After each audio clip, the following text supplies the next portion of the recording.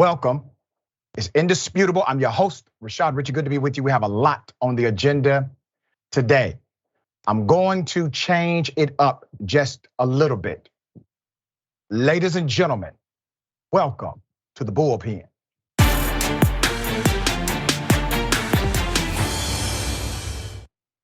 A story that we have covered from day one. Black men harassed, kidnapped, tortured by members of law enforcement. Major updates to that story. We have those gentlemen on the program today, along with their attorney. I want to remind you of what happened. I ought to stand right here, knowing what happened right here. Justice is what it all boiled down to. I'm just like them, whether they're in uniform or not. For 6 months, Eddie Parker has been living in a house of horrors where he says he was brutally beaten by deputies sworn to protect this rural Mississippi community. I crawled here to this spot, and they started beating me here and tasing me. As you can see, blood spots and all. And my blood spots there. On January 24th, Parker and his friend Michael Jenkins say that 6 white Rankin County deputies entered the home and tortured them for nearly 2 hours. A heavily redacted incident report says deputies were investigating, quote, reports of narcotic activity at the house. They said they saw a gun, though there was no proof either man had a weapon. In a federal civil rights lawsuit, the men alleged deputies entered without a warrant, handcuffed them, and subjected them to nearly 2 hours of torture and racist abuse. Jenkins was shot in the mouth during the incident, and Mary Jenkins, Michael's mother, says her son will never be the same. I prayed with him, and I asked Michael, I said, if there's any life in you, Michael, if there's anything in you, please squeeze my hand, please let me know you're still in this body. And he did. Jenkins' injuries make it difficult for him to speak. I'm hurt. I'm embarrassed. Has anyone from the department ever reached out to you and apologized? Have they ever asked for anything at all? No. The 2 men are suing a half a dozen Rankin County Sheriff's deputies, 3 named and 3 only identified as John Does. Rankin County Sheriff Brian Bailey was also named in the suit, and he said earlier this month deputies involved in the incident were no longer with the department, although he did not confirm the number of deputies or their names. Newest development, 6 officers, all 6, have now pleaded guilty to 16 federal and state charges. The attorney, Mr. Malik Z. Shabazz, attorney at law, real leader, real advocate. We have been covering this since the start. Legal counsel for both Michael Jenkins and Eddie Parker. This was horrific. I want to remind you of that hospital picture we showed you initially. Michael C. Jenkins was in the hospital after he was shot in the mouth by one of the deputies. Jenkins was left for dead. Essentially, his deputies rendered no aid to help him whatsoever. I remember the picture of Mr. Eddie Parker, Terrell's injuries. The crime scene of January 24th, 2023. Again, 6 officers entered the residence of Jenkins and Parker without a warrant, alleging they were there to carry out a late drug raid that resulted in both black men being beaten, sexually assaulted, waterboarded, assailed with racial slurs, and shot with tasers for roughly 90 minutes or more, all while handcuffed. Accusations of them dating white women were hurled. Items found at the crime scene: a sexual device on the left, eggs on the right. After officers attempted to sexually assault the men with the sexual device, both men were forced to shower together. Eggs were also hurled at the 2 men. Clarity on the agencies. Some outlets reported it was 5 Rankin County deputies and 1 Richland Police Department officer, while language in the lawsuit doc suggests all 6 officers involved were with the Sheriff's Department. Rankin County Sheriff Brian Bailey on the left, Deputy Hunter Elward Center, and Deputy Brett McAlpin Wright. According to eyewitnesses, the identity of the ranking officers included Deputy McAlpin, Deputy Elward, and another deputy, Christian Dedman, not pictured. Back in late June, Sheriff Bailey said all 5 deputy sheriffs tied to the January 24th episode had been fired or resigned. Richland County Police Chief Nick McClendon, put him up, announced in the early part of July, former officer Joshua Hartfield was, and I quote, implicated in the January 24th incident and has since resigned from the department. Hartfield was reportedly off duty at the time of the incident. Now, there's a lot of information here. We want to make sure that, one, we have the absolute word from those who were victims and from the advocate attorney representing them. Thank you, gentlemen, for being on the program. Wish it was under better conditions, better circumstances, but here we are. How are you today? We're doing fine in this historic moment. First of all, we want to thank you, Dr. Richey, because you reported this case. You believed in this case. You stood up for the cause of police brutality when people doubted us. And now the hour of vindication has come upon the plea guilty of these 6 criminal white deputies that abused our clients and abused our Black brothers. And so in this hour, I want to say that this is a good hour for us as Black men, as in this hour, because we are standing up and we are getting some justice in this hour. We appreciate that sentiment, but we simply did the right thing, attorney, just like you are. You're doing the right thing. I want to ask a question to Eddie first, to give us, in his own words, what transpired that day.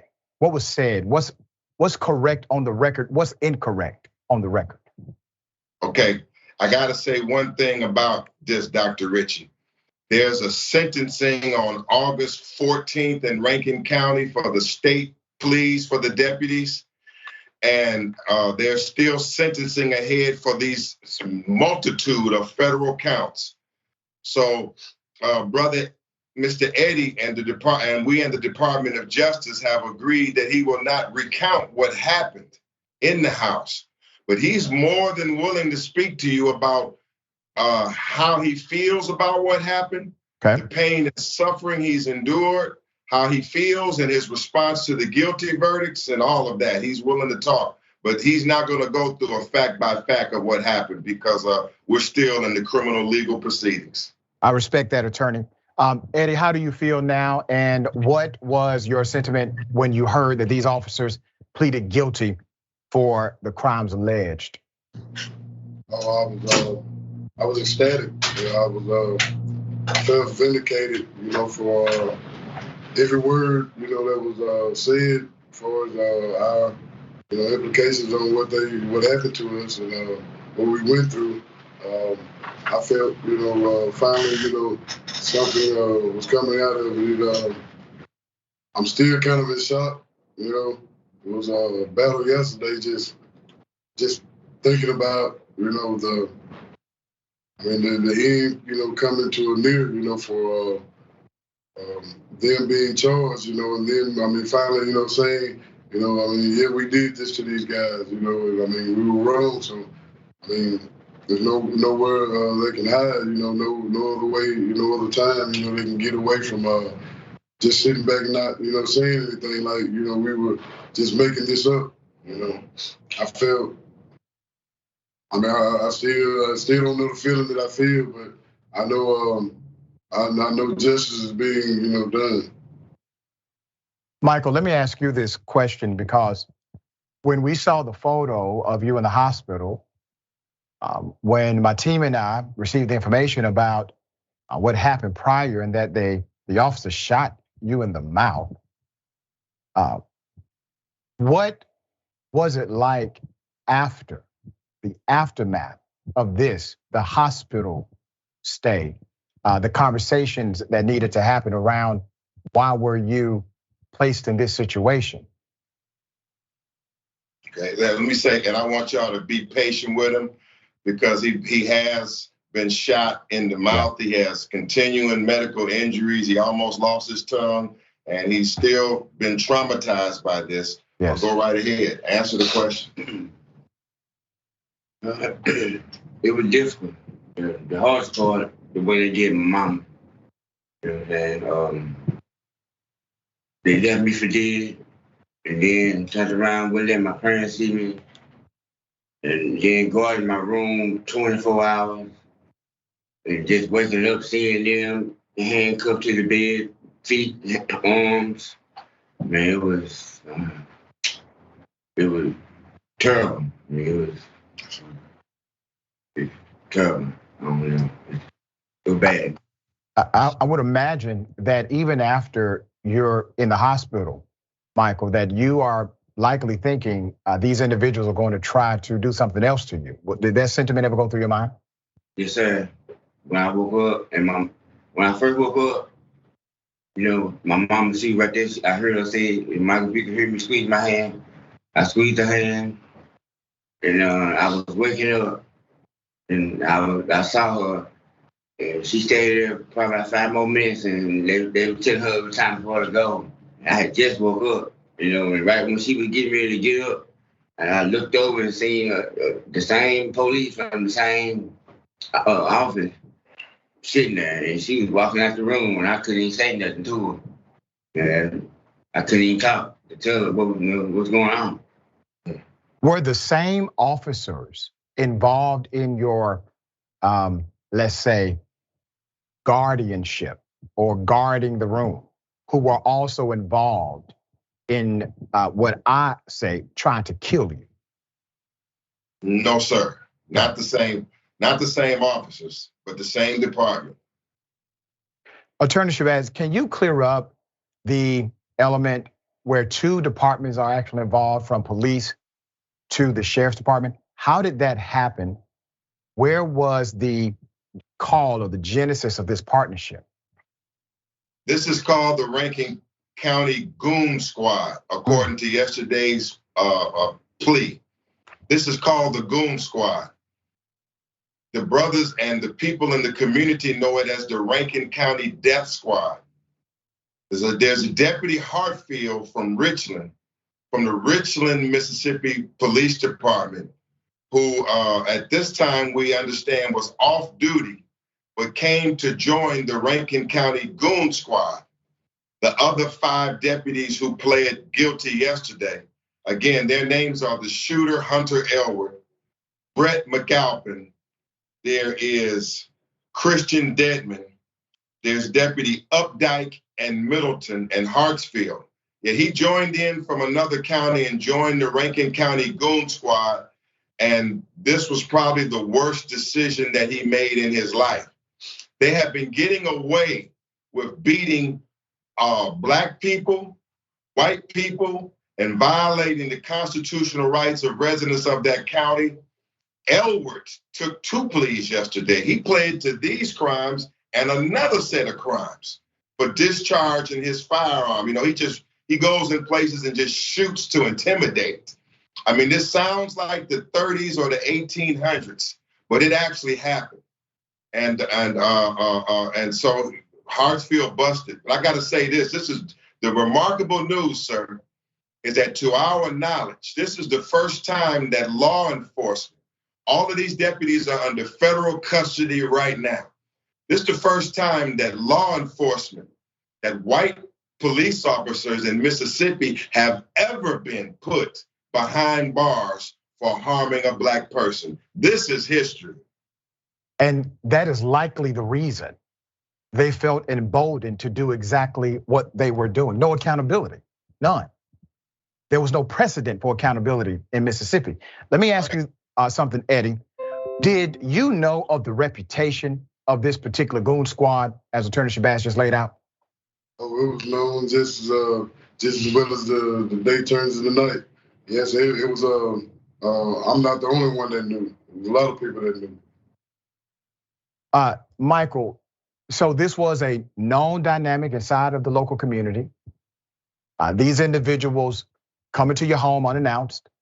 Was there a sentiment? I know you can't get into the details of what happened line by line, step by step, but when they came in, was there an understanding of what was really happening? Or were you all still confused as to who these people were? I was at first, was confused of, who it may be, but once I got clear sight of who it was, I kind of knew, the gist of what was about to happen. I mean, really, I'm speechless. Let me go to Michael on this one. Getting a little choked up. I apologize. Michael, it's an emotional moment. I mean, it's an emotional moment for all of us. I mean, sure. But the greatest part is there is a United States Attorney General, head of the Civil Rights Department. Yeah. She is a Black or African American woman. Her name is Kristen Clark. Yes. And she takes these things seriously. And this is the first time in a long time as an attorney and an activist that I've seen the U.S. Department of Justice really stepping up and doing its job. And so, some of the tears that we shed are tears of joy because there is some justice in this hour. And that I agree. Some. Where do you stand, Michael? Where do you stand today? I know your mom talked about your road to recovery in a previous interview. What does that road to recovery look like from the violence that these criminals did to you? Every time I eat, my jaw is like my nerves, like a bad burn feeling. It's hard to explain the pain, but it's. If you ever had a toothache, I know how bad a toothache can get. Just imagine your nerve in your jaw. I almost have to go down to the table. Sometimes I knock my fork off my plate because it hurts so bad. I go down. It's bad. Go ahead, these brothers, Michael almost lost his tongue. These brothers are going to have a long road, really, of trauma recovery. As Michael's mother said, she said that Michael he's unable to sleep at night. He's had a host of mental effects, from this that's going to take a significant time to professionally recover from. And so, but yesterday's guilty pleas takes us further down the road, towards his recovery. But it was a serious. This is torture. Now you imagine these brothers is handcuffed. Once you handcuffed, and these officers are coming in, calling them at other times, and over these 2 hours, as the plea deals pointed out yesterday, they were conducting a mock execution. They think this is funny. This was tremendously humiliating and embarrassing and unprecedented for law enforcement. And we're hoping that the sentencing it will help ease some of this trauma. We're hoping that the sentencing will send a message that this type of law enforcement must never, ever occur again in America. These type of law enforcement practices, that will go a long way towards the healing. But, they have messed a lot of people up, and they have messed these brothers up also. Obviously, I feel as if these criminals who are wearing a costume, parading around as law enforcement officers should never see the light of day. Sentencing obviously will occur soon. Attorney, I have to ask this question. Was there any reason, I know there's no legitimate reason, was there a reason given for why these officers decided to target Michael and Eddie? Because Sheriff Brian Bailey allows his officers to target people that they don't like, or I don't know whether McAlpin, who lived nearby, was asserting his territory. The general theory that I have is that they didn't want any black men in the area. In this area, they didn't want any black men, and they were like a gang asserting their control. And all of them were emboldened by the sheriff. This is not just 6 rogue officers. This is a sheriff that is, according to our lawsuit, is on the record participating in excessive force activities with his deputies. So this is a custom. This is a pattern of practice. This is a way of doing business. That's one of the reasons why they felt that they could just pick out almost anybody and go after them, because this had been tolerated. This had been promoted. This had never been brought under control by the sheriff and the county. I mean, this is literally a rogue operation from the county to the sheriff's office down to the deputies who entered that home. I mean, obviously they had been doing this many times before. To get to this level, and finally get caught, obviously they had done this over and over again. So they didn't know Michael or Eddie, but they decided that they were going to commit these savage acts of torture, sexual assault, waterboarding, and ultimately shooting Michael Jenkins in the mouth. I mean, it sounds shocking. It sounds crazy. People had a hard time believing us, but I mean, today we are vindicated. It is all true. The worst parts about it are even what happened afterwards. It's so lengthy. The way that, like, we always talk in the black community. Well, the cop put a gun, the cop planted evidence. They say, oh, he ain't planting no evidence. He didn't plant a gun. Police wouldn't do that. They just think it's a so-called criminal making an excuse. Well, in these guilty pleas is they've admitted to planting attempting to plant a firearm, and that one of the deputies who pleaded guilty carried with him on duty a drop-down gun. In case they had to drop a gun down, he carried it on duty. And also, they stole the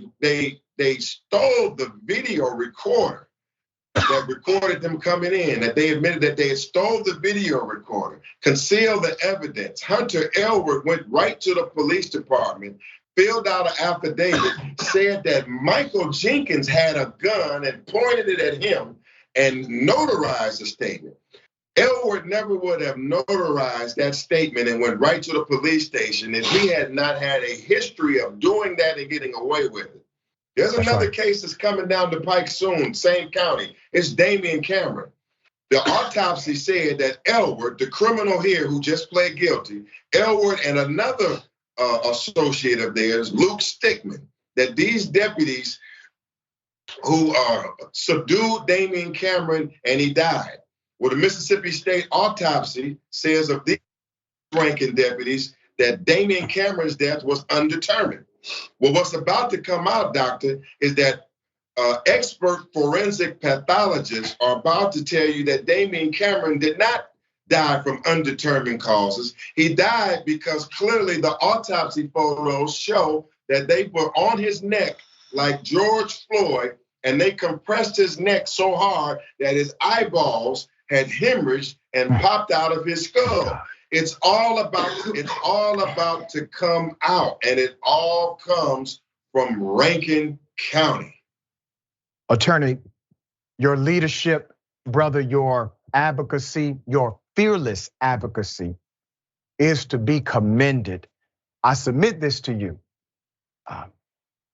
You may be dealing with serial killers, sir.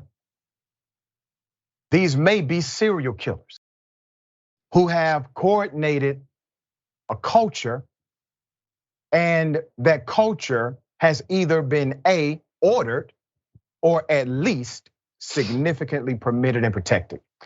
I want to do this in our closing. Eddie and Michael, I would like you both to just tell us what you think a solution is as it relates to this kind of misconduct. What should be done?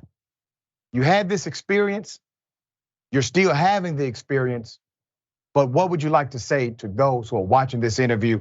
And Eddie, I will go to you first for that question. Maximum sentences, that'll be the number one thing that'll stop, a lot of people from even thinking about doing this game. The maximum sentences, I mean, that's what they would do, to anyone else. So, that's right. I don't look at the cops being, anything special.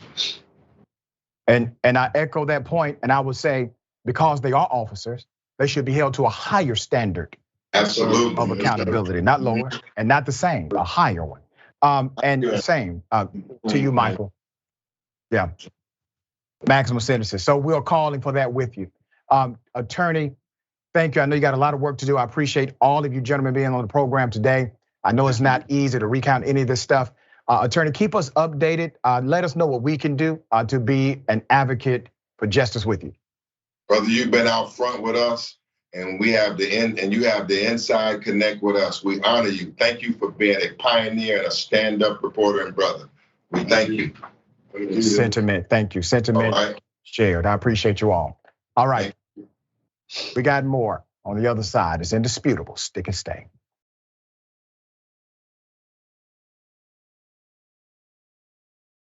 All right, welcome back. That was a tough interview. We will continue to follow the developments as they come. Guaranteed to be many more developments out of that county. There's a video circulating online. We're trying to get more information. Here's what I want to do. I want to first take you to the video, give you the little background that we have. Here it is. I just wanted to get to a well-lit. Sir, I wanted to get. No, sir. Sir, what is you doing? Don't put it in drive. Sir, what are you doing? Sir, what are you doing?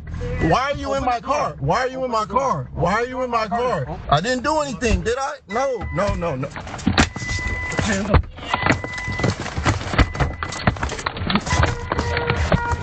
I'm not. Give me your hands. Give me your hands. Give me your hands. Give me your hands. You're gonna get pepper spray. You're gonna get pepper spray. He's reaching to turn the car on. Mom. Stop. Please stop. Please stop. Is there anything? You're hurting me, sir.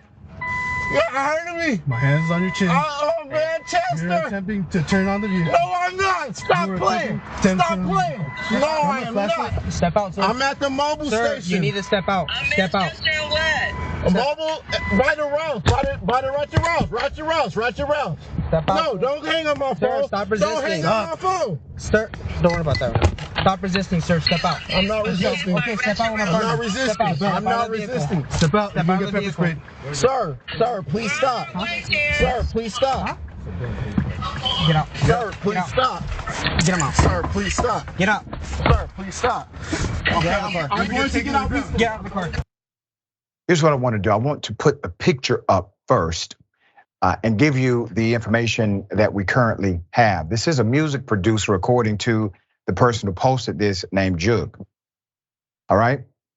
According to Tina Sampe, AKA Slauson Girl, a race and equity journalist, she said, and I quote, "A Los Angeles music producer asked me to share this illegal search and arrest he experienced in South Central by the LA County Sheriffs.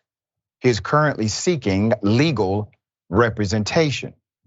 No local coverage has been done. We could not find it, nor does there appear to be any immediate clear details on the social media of others, including Jug." So if there's an update to this story or some additional detail, please reach out to us at indisputable@tyt.com, indisputable@tyt.com. The dynamic of escalation is a mandated training element with all law enforcement currently. It used to not be mandated. Now it is. There's a duty to follow policy in order to effectively de-escalate. I did not see effective de-escalation. And if, as alleged, the entire search was against the law, well, naturally, you have way more malfeasance happening. Jeff, you saw this. What are your thoughts? Well, yeah, you nailed it with the de-escalation piece, because as we saw, the music producer was fairly respectful and cordial along the way, because I would imagine he felt like in fear if he brought his energy up, it would really raise the police officer's energy up. And if that's the exchange that we have with law enforcement, you can only imagine that they kind of know if they bring up their energy, it's going to escalate things pretty high. So information needs to be gathered and attained to figure out what led to the stop, the search, and everything else. But yeah, it did not look like the police officers, from what we saw, used any de-escalation techniques that we know of. Yeah. All right, we will await a response.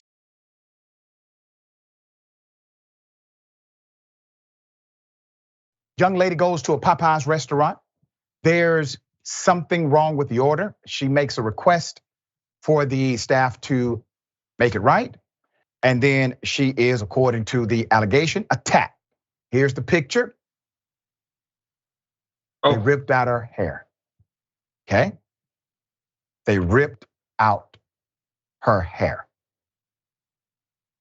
I received a text message from her attorney yesterday. He's a friend of mine.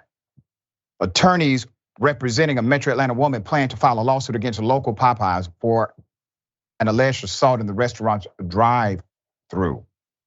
The David Bozeman law firm said they will share details about the lawsuit, which names the restaurant, a manager, and 2 employees as its defendants on Friday afternoon. According to a press release from the law firm, their client was a customer who was simply trying to correct her order in the drive-through line. Moments later, they say the manager and the employees attacked the woman and forcefully ripped out her hair. Let's go to Attorney Davis. Attorney Davis, well-known civil rights litigator, graduated Georgia State University School of Law, one of the finest attorneys I know. He's on the case. After the attack, the woman suffered excruciating pain and severe emotional distress, the lawyer said. Decatur Attorney Davis alleged that the restaurant's manager had a documented criminal past involving violent acts, arguing that Popeyes showed negligence by hiring the individual and not conducting a proper background check. What they are likely to find is that the local restaurant probably did not conduct background checks properly on many people. Now, why do you think that is? Now, I'm not advocating that people who have a background should not receive an opportunity to work. That's absolutely not the advocacy here at all. When you have establishments in Black communities, typically they will not follow the rules that are established by corporate. They don't really care to follow those rules inside of particular communities. And there's also a remedy. If somebody does have a criminal record, simple. Create a program that allows for an opportunity to remedy through an actual thoughtful program within the corporate structure. I only support companies who do so. But to simply not care and to hire without any level of background is insane. Now, I will say this, according to the allegation, it wasn't just the manager. It was the manager leading others in order to partake in this.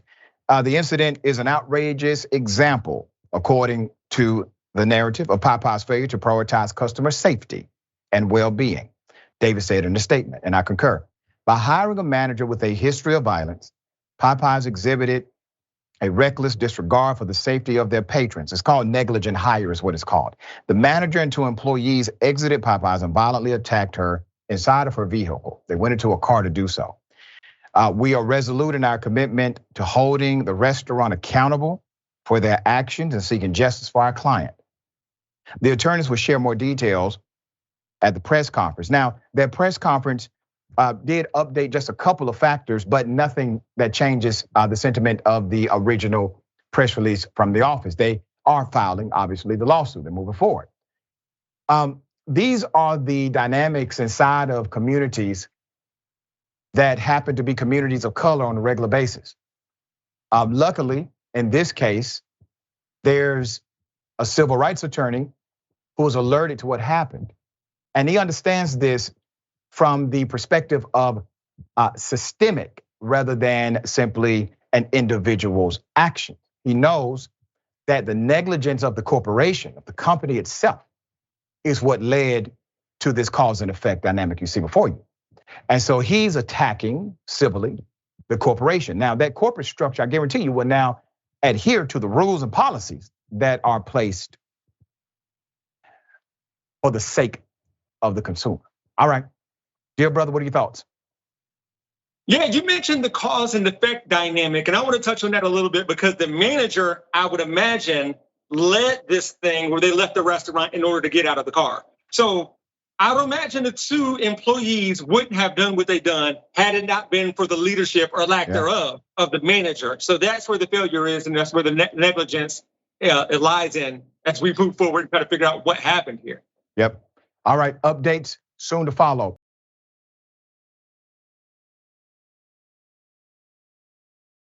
Hell of a thing. A Texas man allegedly opened fire on a car with black students in it.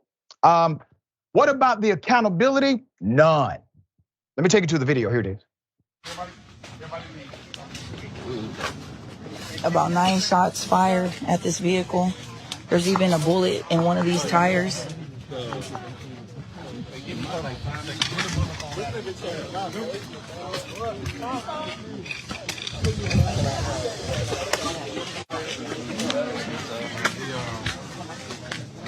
We got people from the neighborhood that came out too, just neighbors came out.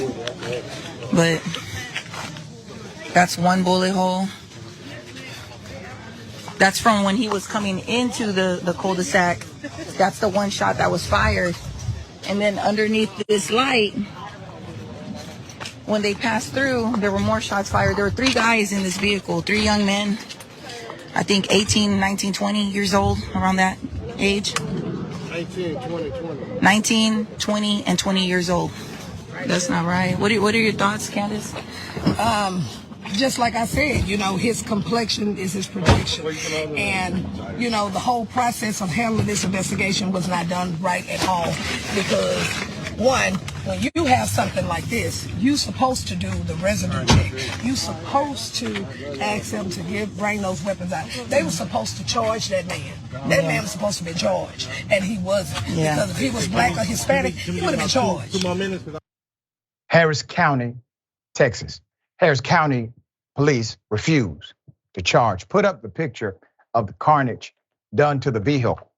Now, some would say you shoot at a car this many times to try to kill the people on the inside.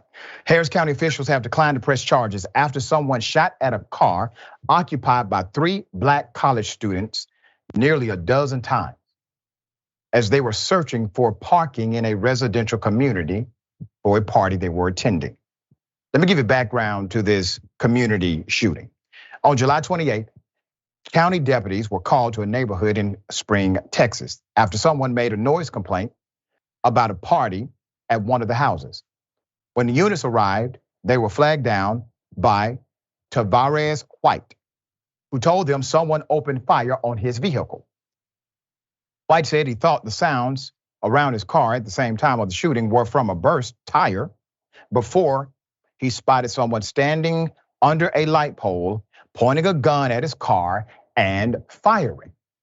Clearly, he is able to say exactly what happened to him. Here's what happened. There's a guy, he's shooting. We thought it was something else. He's standing right there at that light pole. We got bullets in our car. Obviously, we were being shot at, right? Real simple. Okay, there's more. White did not get a good look at the suspect. However, he did tell deputies the person was wearing a white hat. The person had on shorts and pants, a hat, shorts, and pants, while White and his family believed that a homeowner in the community who was frustrated with the constant parties and cars frequently parked around his home was behind the shooting. All right, not a stretch. Somebody who was disgruntled inside of this local neighborhood decided to, well, exact vengeance and become a criminal. All right. Carlton White Jr., the father of the young man, said, and I quote, "This isn't just, I am going to shoot and scare. It's, I want to kill these guys. I want to make sure these guys never come back to this neighborhood again. I want to make sure these guys never breathe another breath," end quote. Let me give you some similar encounters from the community. A neighbor recounted, issues she had with the same homeowner who community members believe was the one who opened fire. So they literally have an idea, all right? Neither deputies nor news outlets have released the identity of that individual because he has not been charged, he has not been arrested, wasn't even detained. The neighbor continued to say, quote, "I was young, probably 14, and I was with my cousin when he pulled a gun on us just because we were popping fireworks." So after the shooting, deputies interviewed the homeowner in question, who showed them a gun with a caliber that did not match the shell casings outside. The homeowner said he was sleeping and hadn't used his gun in years. The DA's office refused to press charges because White could not positively identify the shooter. Now I want to stop you right here, okay? Number one, he presents a gun.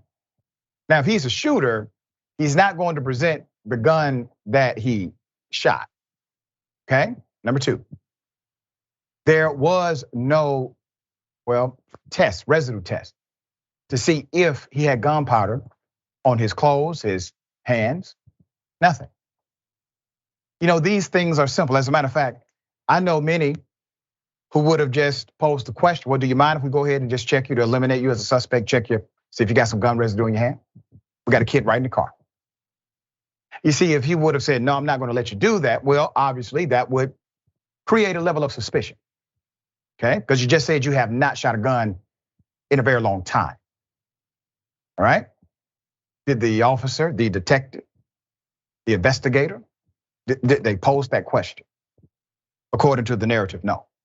Community activists, Cornell X and Dr. Candace Matthews, stood with the family denouncing this targeted, reckless act of violence. They stated that, quote, "You want us to believe that shell casings are on the ground in front of the house, a young man saying he is the one who shot at me, but you don't test the hands for gun residue?" Question mark. The lack of investigative prowess means that likely the cops who responded are on code. You know what that means?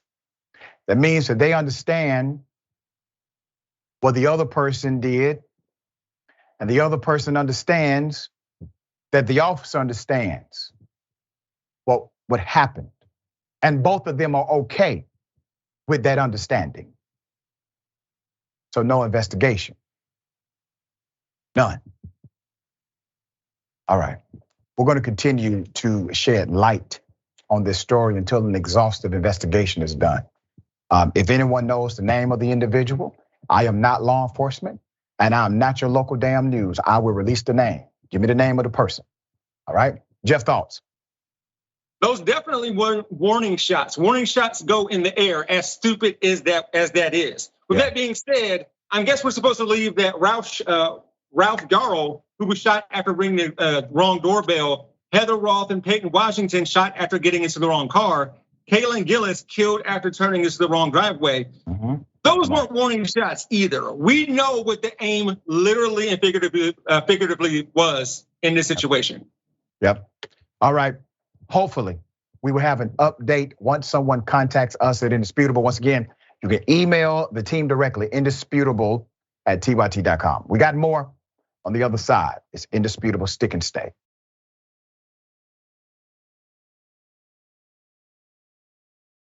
All right, I got something for you. Lighten the mood a little bit, ladies and gentlemen.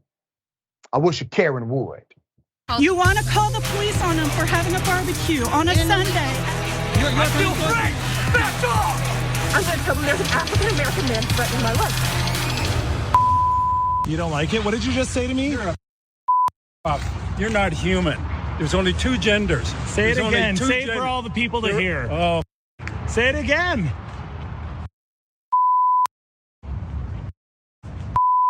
You don't like it? What did you just say to me? You're not human. There's only two genders. Say it There's again. Say it for all the people to hear. Oh. Say it again. Let's put up this Karen full mask. This particular male Karen said to the individual recording, "You're not human. You're not human." Proceeded to utilize homophobic slurs against the human recording. The reason I bring this to your attention, and this happened in Calgary, Alberta. The reason I bring this to your attention is because what this male Karen just said is the underlying principle, the catalyst, the prerequisite to mistreatment. It is because in their heart, in their very corrupted soul, they believe that certain people who disagree with them, and they may disagree with that person, well, all of a sudden, you're no longer human. They have devalued the very life essence of another person. Now, I will say this to you, male Karen. I believe you are human, even though you lack humanity. The person recording is both human and shows humanity. You do not. I would also submit this to you, because you probably derive your worldview from some Christian context. I'm a man of faith myself. I refuse to allow individuals like yourself that hold your particular ideology define my faith for me. But if you derive your belief from scripture, from some faith context, how is it that you're able to bypass the one dynamic that all text says? That everybody was created by God. All right, Jeff, thoughts? I mean, he went from there's only two genders to you're not human to where I'm sure the two genders are in human beings, but I'm glad that you, sir, in your frustration with this male Karen, upheld his humanity, the very thing he was not willing to do. Applaud you, because I was about to say something real rough. That's how we do it here. You lead by example. So there we go. Well, we get it right sometimes.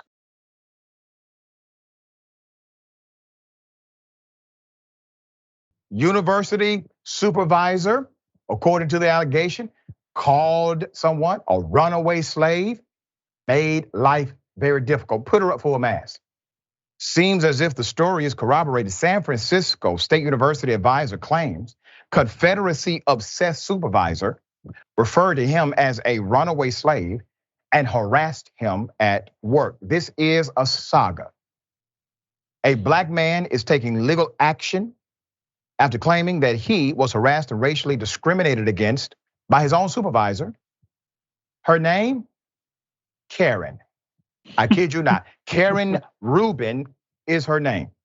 While working at a California university, leading to him experiencing panic attacks, heightened fear, anxiety, and other health issues. Court documents allege Rubin is accused of calling the black employee under her supervision a runaway slave. The San Francisco State University employee, Demaria Vaughn, Ms. Vaughn, is suing his former supervisor, Karen Rubin, and the California State University system. This according to a lawsuit that was filed in the Superior Court of California Tuesday. Court documents show Vaughn is seeking damages due to the institution's failure to protect him from what? A hostile work environment. Ms. Rubin's repeated race-based harassment of Mr. Vaughn and other non-white SFSU employees would be indefensible anywhere, but especially at an educational institution where diversity, inclusivity, and respect should be upheld. Rubin's attorney, Rashad, told the San Francisco Standard, per the lawsuit, Mr. Vaughn started working at the university in 2001 and was promoted during his tenure. In 2016, he became an academic advisor at the school's Advising Resource Center. 3 years later, Rubin, identified as a white woman, became the center's director in August 2019. Referred to him as a runaway slave, end quote, due to being absent from work, according to his claim.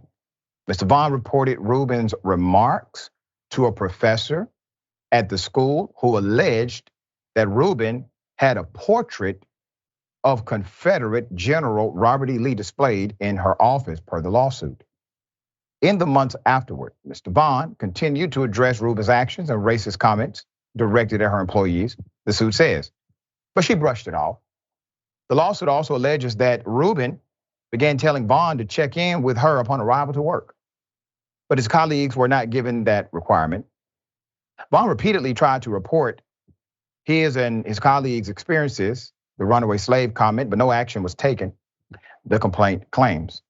The lawsuit says that Rubin is also accused of touting Confederacy images as, quote, leadership, and declined a request to acknowledge the murder of George Floyd, killed by Minneapolis police, in the center's newsletter. Instead, the lawsuit states, she preferred that the newsletter focuses on puppies and other happy things.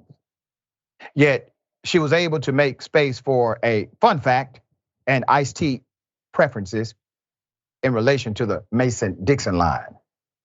The claim shows the work environment caused Vaughn to have panic attacks. He eventually took a 2-week medical leave at the beginning of 2020. Due to a delay with one of his doctor's notes that requested an additional 2 weeks off, he unintentionally missed some days and Rubin threatened to terminate him. This led him to take an extended medical leave, fearing losing his position amid an investigation into the dilemma. When he returned to work remotely, this was in 2021, Vaughn said that the harassment from Rubin immediately continued. Vaughn eventually reported his experience to the school's equity program and compliance office. The school began an investigation.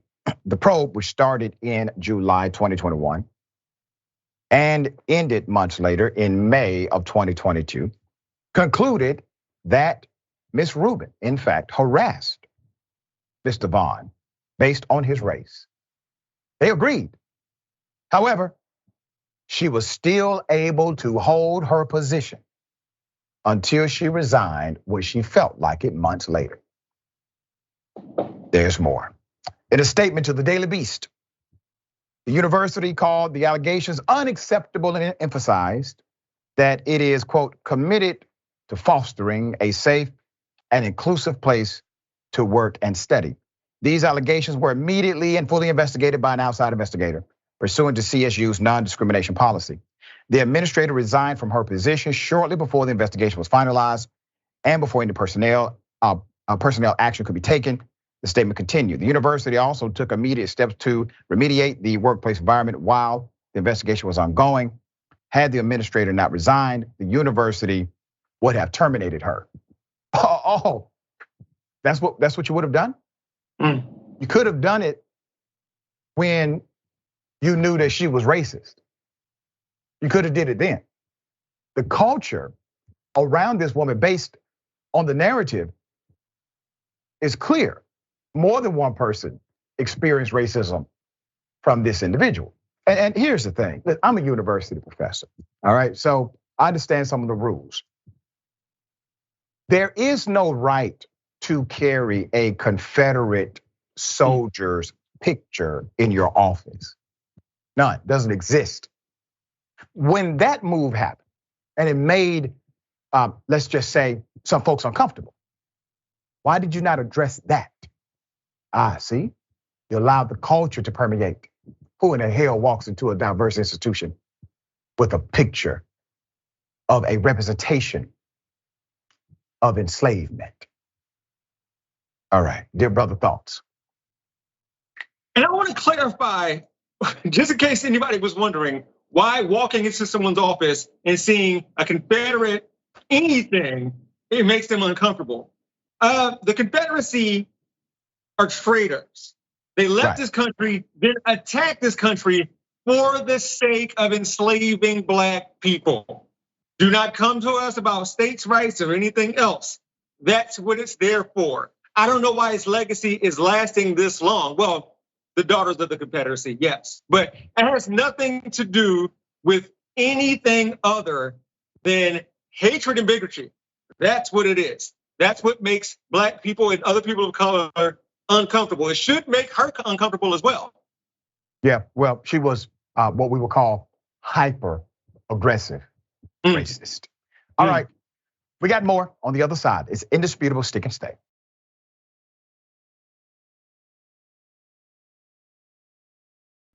All right, welcome back. Let me say thank you to The Last Dragon. Welcome to Indisputable. All right, good to have you on board. Yeah, a Black TikToker had to teach a white racist teenager a proper lesson. Here it is. Hey Dylan, how you doing, buddy? I made a video on Teddy Roosevelt, minding my business, and you thought it would be just hilarious to comment this, unprovoked, thinking I wouldn't see it. Joke's on you, I'm God. Welcome to hell. Get really irritated at these private profiles thinking they could just go around the platform being racist, bigoted, and thinking that they won't get checked. Your profile private, but guess what? I'm God. You're a volunteer firefighter with the Williamsport, Indiana Fire Department. I won't say your last name and I won't show your face because I'm not sure that you're not a minor. But you gonna learn this lesson today. It's a nice award you got there. I slipped, tripped, and fell right into the DMs of your commanding lieutenant at the Williamsport, Indiana Fire Department. I also found your mom. Fell into her DMs too. Dylan, I want this to serve as a lesson. You can be racist and bigoted all you want, but one day you gonna be racist and bigoted to the wrong one. And today was that day. Stay in school. I mean, that man is basically a university professor. Let's put it up full mass. Proper education. Black content creator named Andre P. White was the star of this epic clapback video. Did it in style. Dylan, the young man mentioned in the greeting, left a racist remark in the comment section of a video where Mr. White discussed former President Theodore Roosevelt, labeling him a supervillain and expressing his belief that Mount Rushmore should not exist. Dylan's lieutenant, Jay Lyons, followed up with Mr. White, all right? Because, Mr. White fell into that DM with this information. So the lieutenant says, quote, I am writing in regards to the vitriolic comment that one of our recruits left on your video. I can assure you that our department would not and does not tolerate this type of behavior. I know it is no excuse for what he said. Rest assured, it will be dealt with swiftly and with serious punitive action. The lieutenant continued to apologize and asked that his department be charged with carrying the burden of a child's mistake. The department also took social media to distance themselves from the vile comment. There it is. We want you all to know the comments of one individual does not in any way, shape, or form reflect the views or position of the Williamsport Volunteer Fire Department. We are shocked and saddened by this issue. We are currently reviewing the incident that you have brought forth and we'll deal with it immediately. White also posted Dylan's private appeal for grace, saying he has learned his lesson. Let's put it up. I'm sorry for the joke I made on your account. It was out of line and dumb. I shouldn't have said it. And I respect you for publicly shaming me is what I deserve, the teen said. Keep up the content, because I want to say this. He did not publicly shame you, sir. He privately shamed you. If he would have released your full name and your picture, that would be publicly shaming you, okay? He privately shamed you because he actually cares about humanity and the fact that you are possibly a minor. He weighed that because he's a decent human being. That's why, okay? He then added, quote, I know I don't deserve it, but can you please ask people to stop targeting my fire department, ? I know I don't deserve it. They can attack me personally all they want, but please, not my department. His final message said, you can let your followers know they just fired me. I'm sorry. I learned my lesson, end quote. White did his final video on the issue, sharing with his people that all that happened. He said, the racism was loud, so my response and his lesson had to be louder. And understand this, what just happened is going to be so valuable for this young person. Very valuable. Accept the lesson, accept it, embrace it, be happy that it happened, because if you were just a little older, let's say you don't get the lesson today, but you get it when you're 30 and you blast it all over somebody's social media account because you engage in this kind of behavior. That's a worse dynamic to overcome. Right now, the only people that really know are the folks who you work with and your mama. All right, Jeff, thoughts? What P. Diddy did there on TikTok was almost the equivalent of investigative journalism. You know, once upon a time, Mike Tyson said, social media made y'all way too comfortable with disrespecting people and not getting punched in the face for it. What P. Diddy did to Dylan was worse than that. Good job on him, could get worse. Yeah, there you go. All right.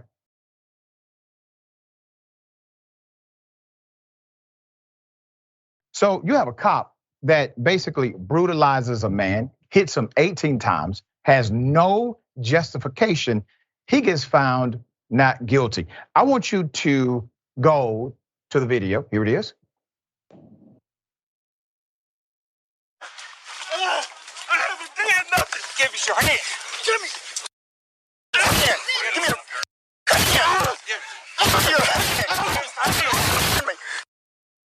I'm not resisting. I'm not resisting. Give me your hand. Give me your hand. I ain't messing with you. Give me your hand. Give me your hand. Okay. Hold up. Give me your back. Got it. Come on, man. Come on, damn. Listen to you, damn right sure. Put up the picture of the cop. Here's an update. This ex-Louisiana state trooper was let off the hook by a federal jury after justifying thrashing a black driver 18 times with his flashlight. His defense called it pain compliance. A federal jury decided to relieve the Louisiana state trooper in the civil rights violation charges he faced after he seriously wounded a black man with a flashlight during an arrest in 2019. We provided this information to you when it happened, when we received the video. Aaron Larry Bowman. Mr. Bowman was pulled over by Louisiana State Trooper Jacob Brown for improper lane usage and was forcibly removed from his car by state troopers. When former trooper Jacob Brown, 32 years of age, showed up at the scene, he decided to pull Bowman into the driveway of his home in Monroe, then battered him with a flashlight 18 times in 24 seconds. Here's the picture of the man in the hospital. You see, he was brutalized.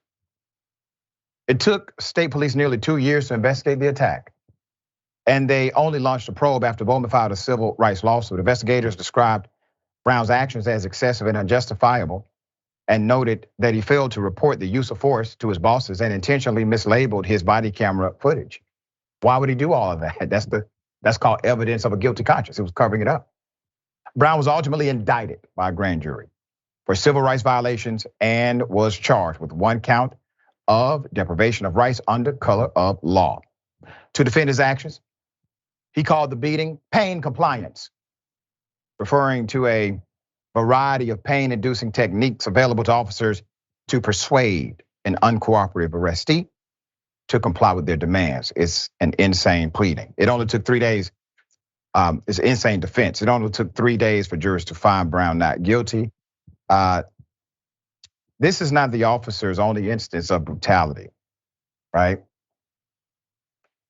Before Brown stepped down from his position, state police records show he was involved in 23 use of force incidents dating to 2015 to 2019, of which targeted Black people. Now, I want to say this is on record, right? The one that he went to court for was not on record. He provided no record of it. He lied on the police report. He mislabeled his camera so it could not go under review. These are intentional actions. So while we have 23 use of force incidents on record, how many more do you think we have that he did not on record? There's more. He is still facing state charges for this part.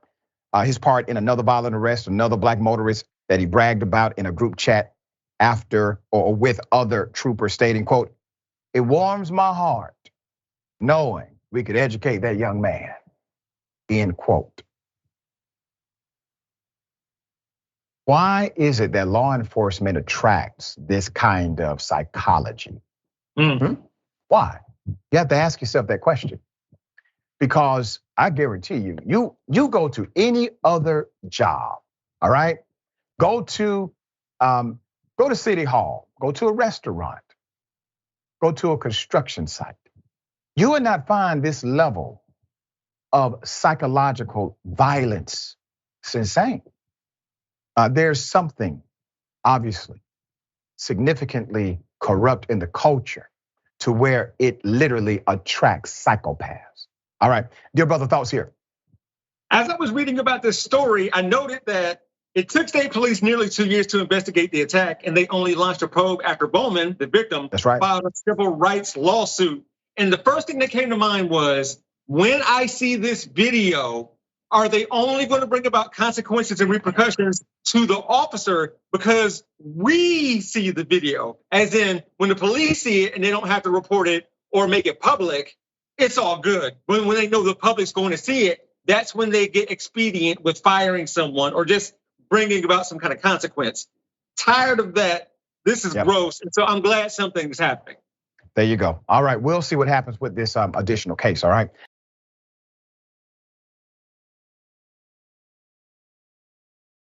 There's an update. Remember the man who was found dead, all right? Found dead inside of a jail with bugs, bed bugs around him. I'm going to do this. He was eaten alive by these bed bugs. Put up the picture that we currently have. And that's how he was found. Bugs all on him. So much so that when the deputies found him, they refused to touch him, okay? They would not touch him. Go to the cell. Go to the other angle of this same cell. They made him live in this. They made him live in it. You now have a significant update. Fulton County has now settled with the family of jail inmate who died covered in bed bugs. LaShawn Thompson, 35 years of age, of Winter Haven, Florida, was discovered unresponsive in the jail's psychiatric wing. This was on September 13th, according to a Fulton County medical examiner report. Fulton County has reached a $4 million settlement in the death of LaShawn Thompson, who died in September in the Fulton County Jail mental health wing covered in bed bugs. County commissioners voted 6-0 to approve the settlement following discussion. Commissioner Khadija Abdur-Rahman, said later that she believes terms include establishing policies and procedures to prevent any further deaths like Thompson's. The commissioner said she also believes NAFCare, the healthcare provider at the jail, has reached a similar settlement with Thompson's family, committing to preventative measures as well. No amount of money can bring back the life of a loved one, she said. But she hopes the settlement is an indication that all parties involved will do what they can to prevent similar incidents. Why was he in jail in the first place? Thompson, 35, Florida, was arrested when Georgia Tech police found him sleeping in a park in Midtown. Georgia Tech college police found him sleeping in a park in Midtown. He had been held for 3 months before he died in the jail's psychiatric wing. His cause of death was undetermined according to a Fulton County medical examiner report, but an independent autopsy paid for by former NFL quarterback, the big homie Colin Kaepernick, concluded that Thompson died of neglect. The U.S. Department of Justice has now opened an investigation into the jail, citing Thompson's death as one of the many in the facility during the past few years. So once again, you have a cultural issue here, okay? There's this policy dynamic back and forth with Sheriff Labatt, the county commissioners. Sheriff Labatt, who does actually a lot of community programming. Sheriff Labatt has been saying to the county commissioners, we need more money. The county commissioners have said you've got enough money, or you need to prioritize resources. I just need everybody to stop pointing damn fingers. A man is dead. According to the federal government, more have died. Deputies should have put some damn soap and water in that cell. All right?